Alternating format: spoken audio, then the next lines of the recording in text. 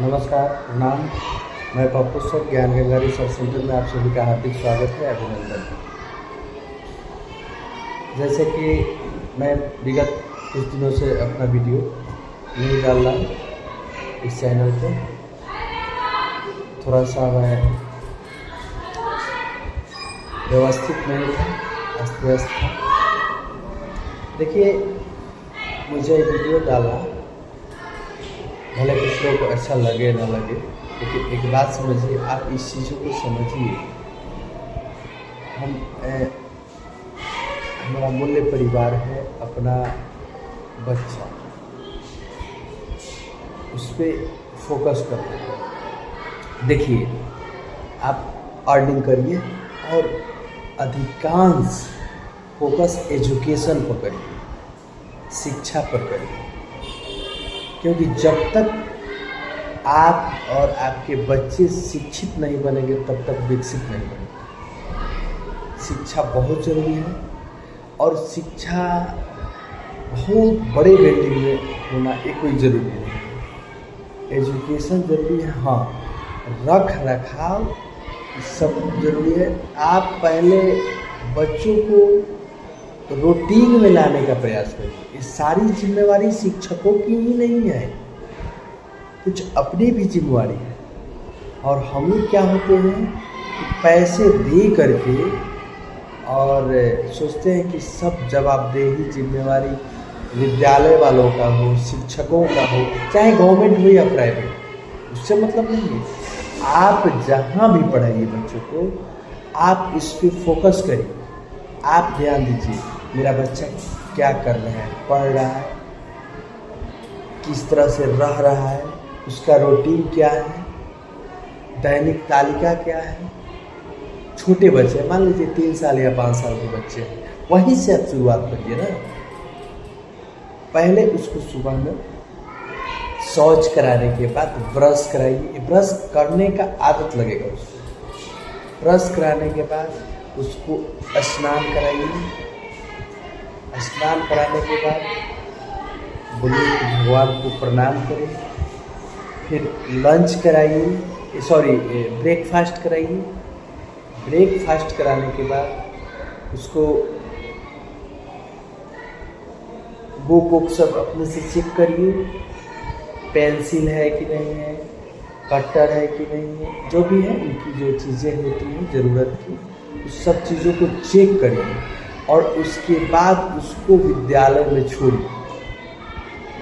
विद्यालय में छोड़ते हैं, फिर विद्यालय से जब बच्चे आते हैं, लंच आप लीजिए। लंच भी दे रहे हैं तो इस पर भी फोकस रहे कि आपका जो लंच है वो बच्चे के खाने जो के है कि नहीं है। बहुत सारे लोग बच्चों को लंच में ब्रेकफास्ट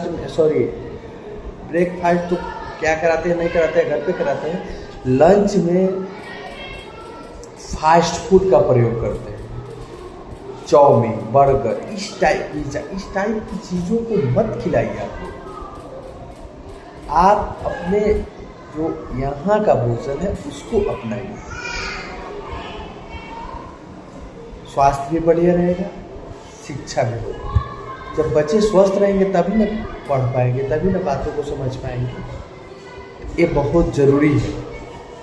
इसलिए आप इस टाइप से होगा तो किसी भी काम को लगातार 21 दिन, 25 दिन, 1 माह, 2 माह, 4 माह, 6 माह अगर लगातार 1 साल तक करेगा तो बच्चा को रूटीन हो जाएगा। रूटीन में करने लगा, धीरे धीरे आप उसको आदत बनाइएगा, वो अपने से कुछ करेगा, कुछ आप करिएगा, कुछ अपने से करेगा, कुछ आप करिए, धीरे धीरे करते करते आदत बन जाएगा। आप जब विद्यालय से बच्चा आ रहा है तो उसका कॉपी चेक करिए, बच्चा पढ़ा क्या है, जो पढ़ाया गया है उसको भी चेक करिए के बाद, क्या जो टीचर पढ़ा रहे हैं कि अपना फॉर्मेलिटी निभा रहे हैं, ऐसे आँख मूंद कर एकदम चेक कर रहे हैं या फिर उसको रियली में चेक कर रहे हैं।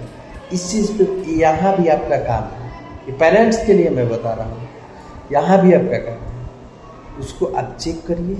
चेक करने के बाद अगर कोई दिक्कत है उसको फ़ोटो खींचिए, सीधा प्रिंसिपल को भेजिए या फिर क्लास टीचर का नंबर है तो क्लास टीचर को भेजिए, बोलिए कि ये बच्चे मतलब यहाँ ऐसा क्यों, तब वहाँ भी टीचर लोगों को भी लगेगा कि वहाँ के जो बच्चे हैं, सॉरी उनके जो पेरेंट्स हैं वो अप टू डेट है अपने बच्चों के लिए।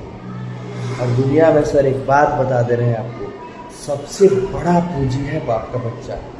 और बच्चा को जब तक शिक्षा के साथ साथ अगर संस्कारिक नहीं बनाइएगा तो भाई आगे चलकर कठिनाई आपको झेलना पड़ेगा। टीचर नहीं आएंगे झेलने, टीचर कोई नहीं झेलता है। टीचर तो पढ़ाया, पैसा लिया गवर्नमेंट से ले या आपसे ले,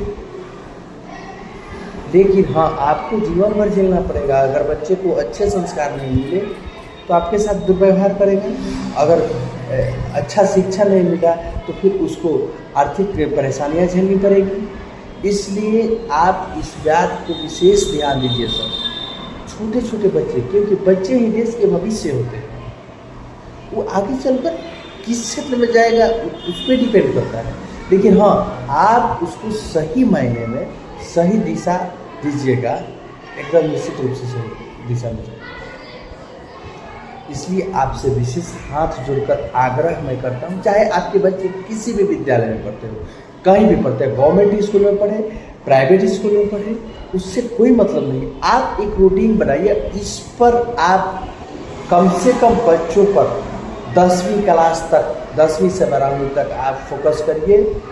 धीरे धीरे रूटीन में आ जाएगा। फोकस तो करना है उसको जब तक पढ़ाई पीरियड है तब तक, क्योंकि बच्चे को कुछ लोग होते हैं कि अपने जिला में भेज देते हैं, राजधानी में भेज देते हैं, सिवान, छपरा, पटना, गोपालगंज, बेगूसराय, तो जहाँ जहाँ पढ़ने की व्यवस्था होती है वहाँ लोग भेज देते हैं। ऐसा मत करिए। हॉस्टल वाली बात को लेकर मैं और दुखी होता हूँ। बच्चे को सही समय में माता पिता का प्यार नहीं मिलता है। एक बात आप लोग समझ लीजिए, मेरी बात ध्यान से सुनिए।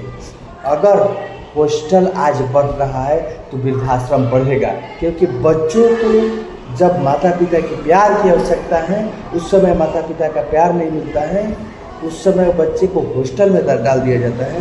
तो आप लोग तैयार रहिएगा वृद्धाश्रम में रहने के लिए पुराने समय में, पुराने होने के बाद।